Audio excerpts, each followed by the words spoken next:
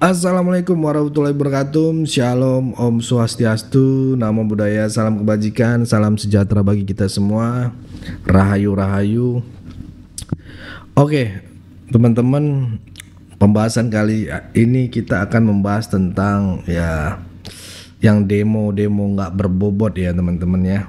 Ini salah satunya Bung Rocky Gerung ya. Bukan Rocky Gerung namanya kalau tidak mencari panggung di tengah-tengah demo mahasiswa ya. Dan itulah yang dilakukan di Samarinda teman-teman ya. Padahal agendanya ke sana untuk memberikan kuliah. Tapi tiba-tiba nongol dan orasi gitu ya. Mahasiswa harus punya hak untuk menentukan isi negeri ini ya. Mantap ya. Tapi mahasiswa yang seperti apa dulu nih teman-teman, itu tergantung IPK-nya, isi kepalanya gitu ya, dan karakternya. Jangan asal ngomong saja. Kalau bicara soal demo mahasiswa teman-teman ya, saya berpendapat bahwa titik terakhir demo mahasiswa yang benar-benar berbobot adalah tahun 1998. Why? Kenapa? Karena demo saat itu memang berangkat dari hati dan pikiran rakyat, ya. Tapi kalau sekarang teman-teman, belum tentu kawan. Banyak demo yang tidak berbobot kalau menurut saya.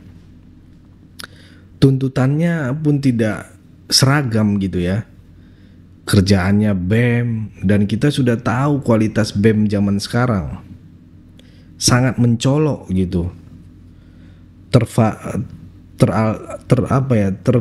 Teraliviasi gitu ya dengan orang-orang seperti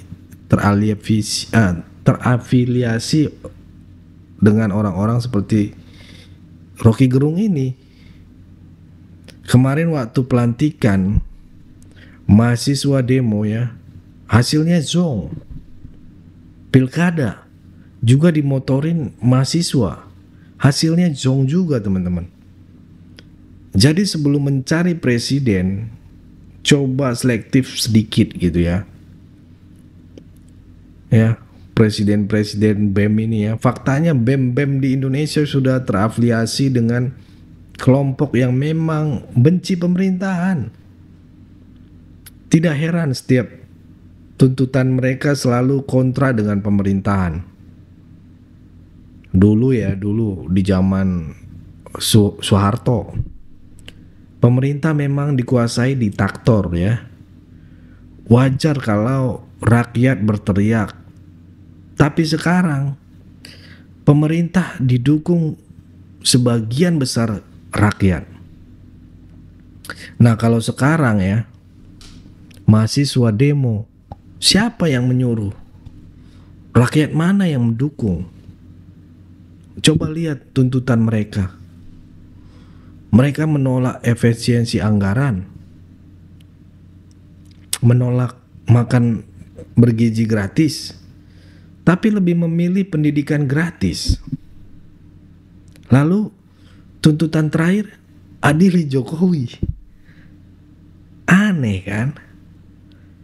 Di Sumatera, di Jawa, bahkan di Surabaya ada tuntutan menolak status PSN dari waterfront ya. Di Jawa Barat mereka meminta presiden merombak kabinet. Coba pikirkan, ini siapa yang membriefing gitu ya? Jangan-jangan Rocky Gerung, Raffi Harun ya kan, Faisal Basri ya. Kelihatan sekali tidak seragam gitu ya. Tuntutannya beda-beda kawan. Seharusnya di briefing dulu ya. Briefingnya juga beda-beda. Ini jelas terlihat ada kepentingan tertentu yang bermain. Ya, ada beberapa hal yang bisa didukung. Misalnya soal undang-undang perampasan aset. Ini memang perlu agar Perpu tersebut bisa menjadi undang-undang. Tapi yang lain aneh kan? Contohnya mereka menolak efisiensi anggaran. Padahal efisiensi itu penting. Tanpa efisiensi itu, pemborosan akan terus terjadi. Bahkan Presiden Prabowo akan terus terjadi gitu ya. Bahkan sangat tegas soal ini. Contoh sederhana, di beberapa kementerian termasuk Kementerian Pertanian, lampu harus dimatikan jika tidak ada orang di kantor. Itu contoh efisiensi, teman-teman. Hal-hal yang tidak perlu dilakukan ya tidak usah dilakukan. Pergi ke luar negeri kalau tidak penting, tidak usah, nggak usah gitu ya. Acara halal bihalal kalau tidak penting gitu, tidak usah. Itu namanya efisiensi. Kalau tidak harus dilakukan, nggak usah dilakukan. Seminar-seminar yang berulang-ulang nggak usah dilakukan. Orang tiap tahun, tiap bulan itu terus pembahasannya. Kan ngabisin anggaran. Ya. Sekarang kita tanya, permintaan ini datang dari mahasiswa atau dari kelompok tertentu? Perlu kita pastikan, kawan. Mahasiswa juga menolak makan bergizi gratis. Kenapa? Ya, mereka bilang lebih baik pendidikan gratis. Tapi pendidikan di Indonesia sudah gratis dari SD, SMP hingga SMA. Jadi yang mereka tuntut itu kuliah gratis. Egois sekali, kawan. Ya, tidak peduli bahwa banyak anak-anak di luar sana yang butuh makan bergizi. Ada anak-anak yang bahkan membawa nasi dari sekolah untuk dibagikan ke neneknya karena di rumah tidak ada makanan. Tapi mahasiswa malah menuntut uang kuliah gratis. Coba pikirkan, kuliah itu untuk orang yang mampu. Kalau tidak mampu, bisa berwirausaha atau ambil jalur SMK. Tidak semua kebutuhan harus disorong. Ya. Apa-apa dorong ke pemerintah. Lihat negara lain. Hanya ada 5 negara yang menggratiskan kuliah.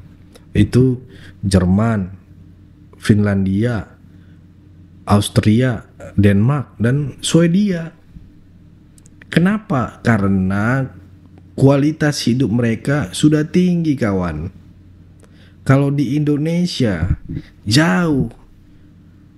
Jangan semuanya itu tanggung jawab pemerintah. Kemarin Pak Prabowo bilang, ya, di Amerika sana menteri-menterinya banyak. Satu tempat aja itu bisa seluas Bogor aja bisa 28 pendamping presiden, menteri gitu ya. Tapi di Indonesia begitu luasnya Indonesia ini, dari Sabang sampai Merauke, ya, 280 juta penduduk.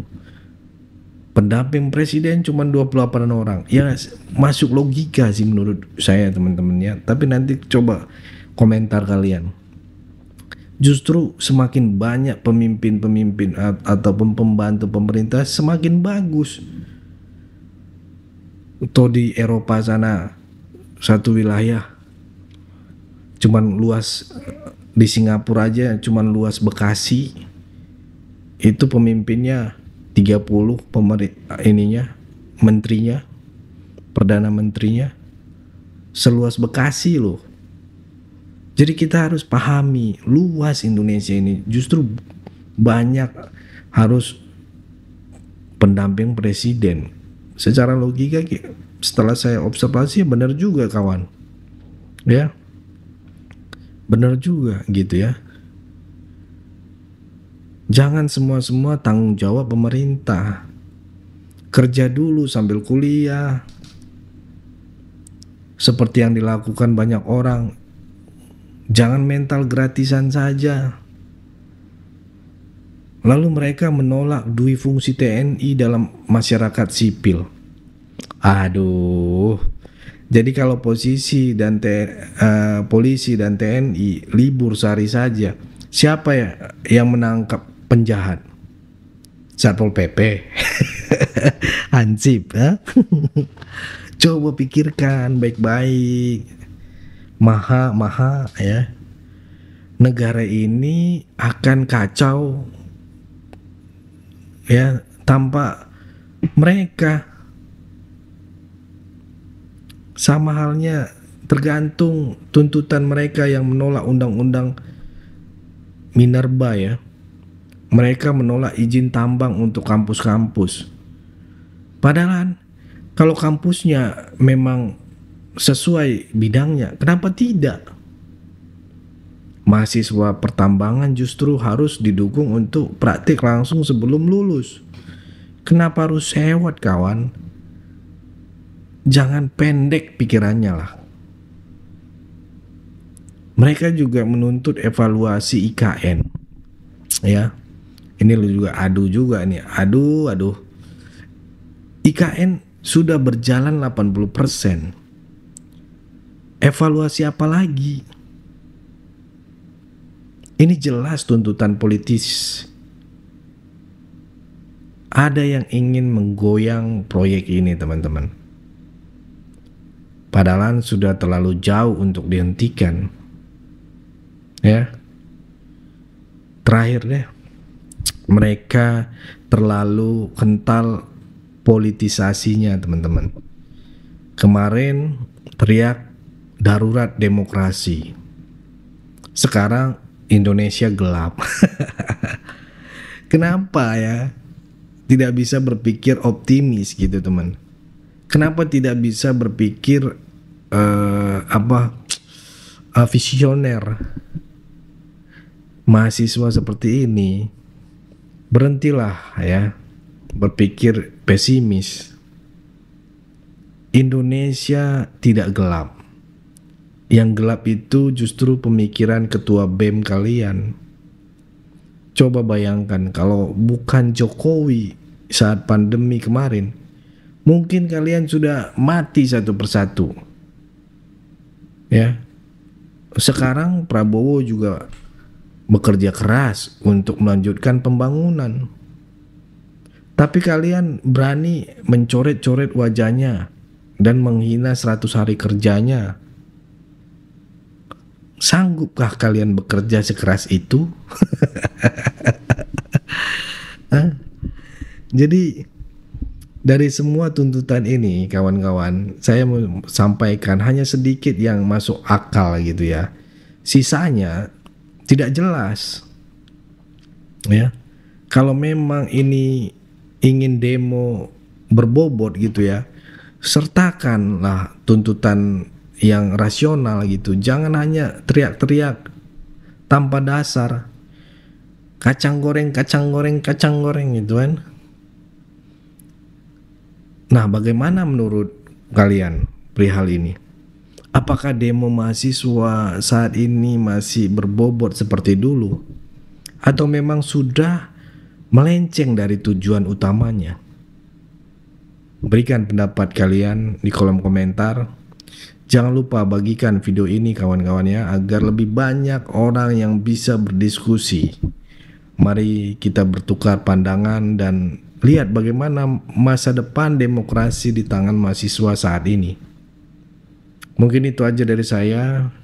Berdemo boleh, silahkan, tapi jangan merusak fasilitas umum. Ya, itu aja dari saya teman-teman. Tetap jaga persatuan Indonesia, jangan mau diadu domba karena NKRI harga mati. Saya Leonardo Sirait, mohon undur diri. Bye-bye.